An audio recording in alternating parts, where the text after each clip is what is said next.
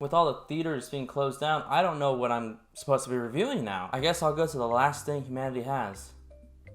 Reality TV. God. It's that point of life. We're just gonna be watching that. I don't know what else there is. So I decided to give this a chance. And you know what?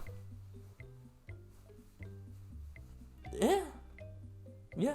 Go ahead and review the show Love is Blind. Because why not? Love is Blind has a simple premise, okay? It is a group of single men and a group of single women. And they basically date in these pods. They talk to each other across a wall. They don't see each other. And the only way they can build a bond is through an emotional connection. Just by talking to each other, expressing their feelings, their thoughts, the processes, what they're looking for.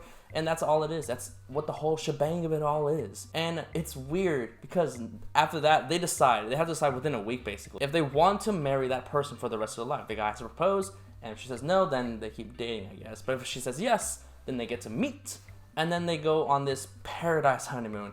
And then they get to go live with each other. And then they meet the families. And then, after 5 weeks, basically, they decide whether or not to get married. They stand at the altar and they say yes or no. That's the premise. The premise is to prove that love is blind. That you don't need to see physically the person. You can just tell you love someone just by the emotional connection you build. Just by talking to each other, but without eyesight. Every sense is still there. You're hearing, your thought process, but you can't see them. And so I was intrigued by this. Now, I haven't seen The Bachelor, but it's essentially the same premise. It's a dating show. It's a competition, but the person isn't constantly competing in every single episode. It's you meet someone, you build a connection, and you propose, and then you decide if you want to marry that someone. It's not one person trying to date all these women or all these men and deciding in the end, after giving everybody all this roses and whatnot, whether or not they decide. And then we actually see them, whether or not they go through with it. We don't leave in the idea like, oh, the show's ended, are they still gonna date? And it's the same amount of episodes per season. The Bachelor has, 9-10 episodes a season? This has 10 episodes plus a reunion episode where you see these final couples come together and reflect on this. Couples, oh my God, I swear, I have never seen, maybe, such a whiny group of people. Certain of them, only certain of them. Some of them were so confident in their love. I respect that. Here are the couples. Like the Oscars, here are the nominees for whining. I did my best with the pictures so that you can see a visual representation of them. Just bear with me on this. You have Cameron and Lauren. You have Kelly and Kenny. Yes, that is their names. Obviously, the K's stick together. You have Mark and Jessica.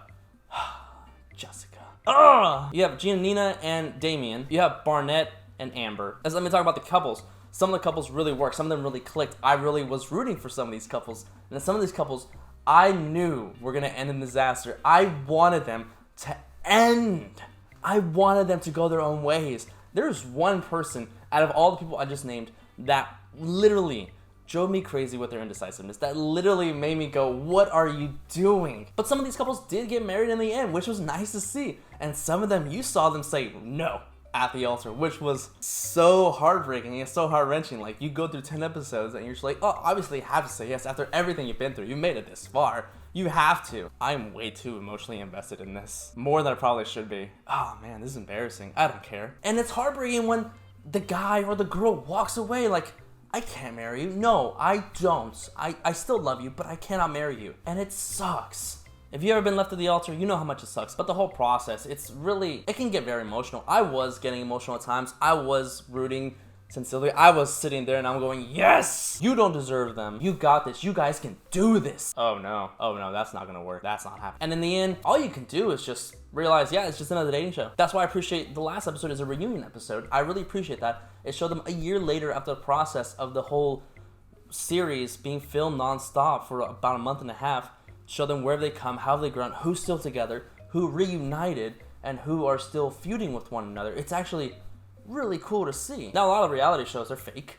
They're staged. They're acted out, obviously. I mean, come on, get with it. If you don't know that by now, get woke. All right, it's 2020. We're wide awake now. But then there are some where you're just like, that can't be fake. That has to be real, right? I believe this is real. And I 100% believe that I am 83% sure that this is real. It just, it's a reality show. Honestly, the best part for me was that it's on Netflix. so they don't have to censor out any cursing, which made it so much better. Now, is this show kind of dumb? Oh, absolutely, 100%. It is so dumb. But did I enjoy it? More than I'm proud to admit, sadly. And if there's a season 2, will I probably watch it? Oh, in a heartbeat. In a heartbeat. I'm watching Who's Next. Now, should this be your go-to show to watch during your quarantine where everything is shut down? Maybe. If you're locked in with a loved one, like you're in a relationship of any sort, you're married, go ahead, watch it. Why not? Have some fun. If you watch The Bachelor, this is something else in that kind of stylistic aspect that I think you will enjoy. Okay, I think you would really enjoy it. I won't say to not skip it entirely. I will say go ahead and take your time starting it and go at your own pace watching it. There's 10 episodes.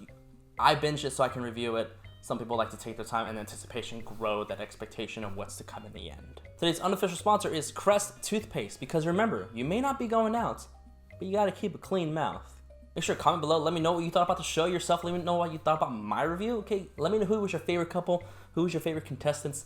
Give me your thoughts. Make sure to hit that subscribe button, hit that like button down there, wherever they are. For quick to read movie reviews, you can always check out my Letterboxd account, link in the description below right there. Brief 1-2 sentences of movies that I have seen. Give it a roll, you know? And as always, guys, thank you for watching.